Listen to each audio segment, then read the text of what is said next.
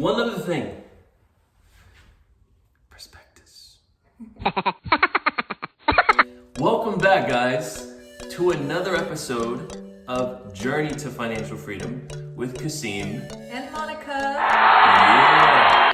This is where we talk about the tools you can utilize to work towards financial freedom. If you haven't already, make sure to subscribe and like this video because we're going to keep them coming, guys. In this video, we're going to talk about the 4 most common investment vehicles. Now, before we get started, we do want to let you know that Monica and I both work full-time as financial advisors, but this video is not investment advice. Right, our videos are solely for education purposes so that you can have the information to then apply to your own unique and personal situation.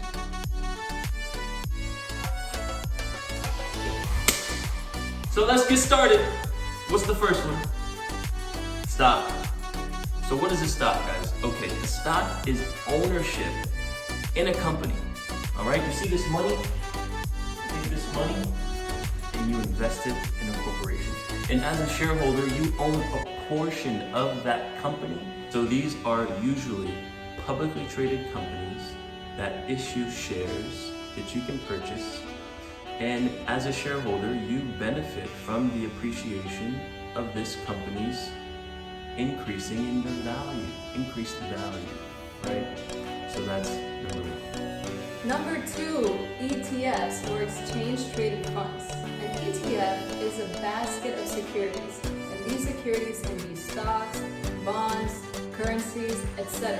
And what an ETF does, generally, it is going to be tracking a specific index or benchmark, like the S&P 500. Perfect.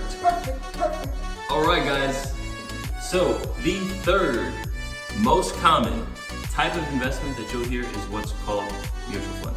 Now, a mutual fund and an exchange traded fund are very similar where they're both funds, hence the last word in each of them.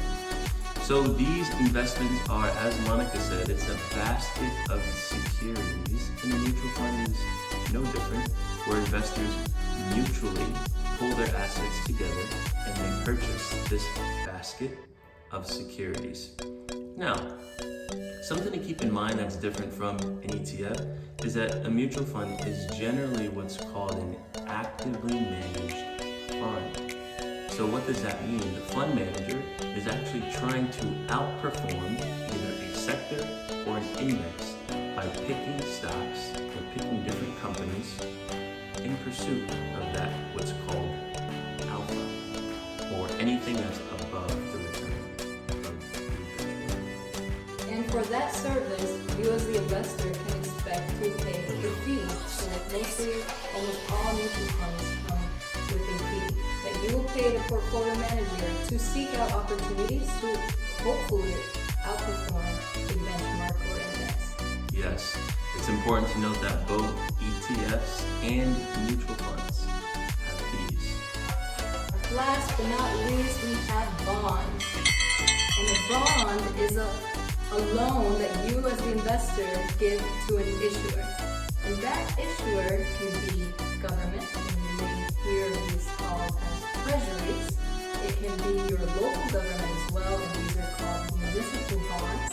There are also corporate bonds that are issued by companies.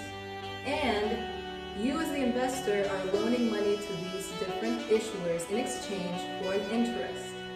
Yes, great job.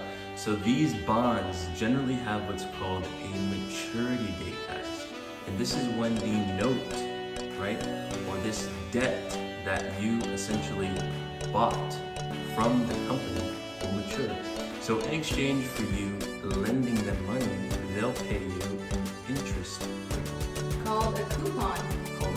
Did you know, quick fact, that coupons are called coupons because back in the day, you actually had a paper with a coupon that you bring to the bank to claim your interest. So that's where the word coupon came. Thank you so much for tuning in and watching this video. In this video, you learn about the 4 most common types of investments, which are stocks, ETFs, mutual funds,